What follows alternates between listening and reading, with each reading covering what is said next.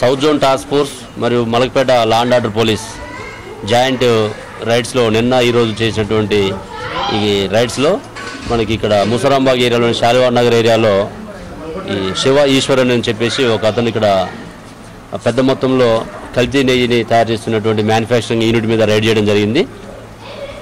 మాకు వచ్చినటువంటి specific information మీద రైడ్ చేసినప్పుడు అతని పేరు వివరాలు తెలుసుకుంటే అతను ఇక్కడ గత 1 year నుంచి కూడా సుమారుగా 1 సంవత్సరం నుంచి ఈ కల్తీ నెయ్యి మ్యానుఫ్యాక్చరింగ్ చేస్తున్నట్టుగా తెలుస్తుంది.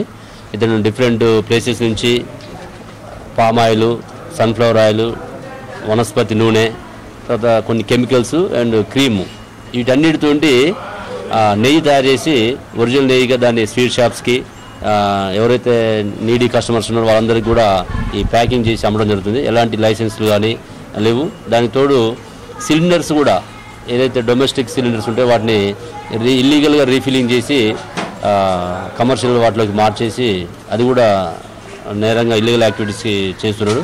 ఇతను పెద్ద మొత్తంలో రాంగ్ఫుల్ గెయిన్ చేస్తున్నటువంటి సమాచారం మీదకి మీరు చూసినట్టయితే ఈ బిల్డింగ్ కూడా చూడండి, దాదాపు ఒక 85 lakhs తోటి దీన్ని కన్స్ట్రక్టెడ్ బిల్డింగ్ని కొనడం జరిగింది.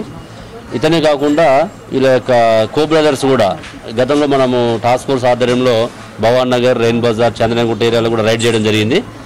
వీళ్ళందరూ కూడా తమిళనాడు నుంచి వచ్చేసి ఇక్కడ స్థిరపడి ఇలాంటి కల్తీ నెయ్యి ఇలాంటి ఇల్లీగల్ యాక్టివిటీస్ పాల్పడుతున్నారని చెప్పి సమాచారం మీద మనం రైడ్ చేయడం జరిగింది. ఆల్రెడీ వాళ్ళ మీద పీడీ యాక్ట్ కూడా ప్రపోజల్ పంపడం జరిగింది.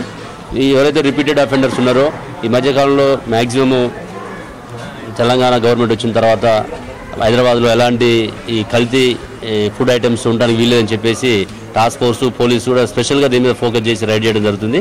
ఇలాంటి చర్యలకు ఎవరు పాల్పడ్డా వాళ్ళ మీద కఠిన చర్యలు తీసుకోవడము, రిపీటెడ్గా చేసినట్లయితే పీడీ యాక్ట్ కూడా పంపడానికి సిద్ధంగా ఉన్నాం. అంటే ఇప్పుడు ప్రస్తుతానికైతే మనం ఇతను ఇల్లీగల్గా మ్యానుఫ్యాక్చరింగ్ చేస్తున్నాం, ఎలాంటి లైసెన్స్ లేకుండా అడల్ట్ ట్రేడ్ చేస్తున్నాం కాబట్టి ఇతని మీద మనం రిమాండ్ చేస్తున్నాం ఈరోజు. ఇంకా దీని ఎవరెవరు ఉన్నారు, ఇంకెక్కడి నుంచి ఎంత మెటీరియల్ చేస్తున్నారని చెప్పేసి దాన్ని కూడా మనం ఫుడ్ ఇన్స్పెక్టర్ వాళ్ళని, ఫుడ్ డిపార్ట్మెంట్ వాళ్ళని కూడా ఇందులో ఇన్వాల్వ్ చేసి జాయింట్గా ఫర్దర్గా రైడ్స్ కండక్ట్ చేస్తాం.